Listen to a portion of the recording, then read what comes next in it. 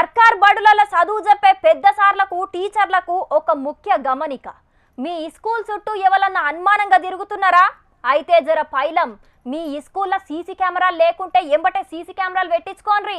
Class రూమ్లకు తాళాలు చక్కగా లేకున్నా కొత్త తాళాలు కొనుకొచ్చుకోండి. ఎందుకంటే దొంగలు ఇప్పుడు ఈ స్కూలను కూడా ఇడిచిపెడతలేరు. మరి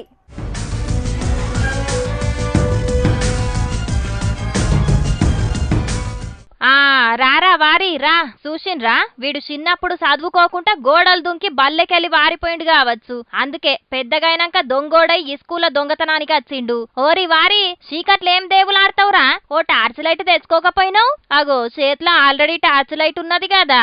రైట్, ఇక వచ్చిన పని గాని.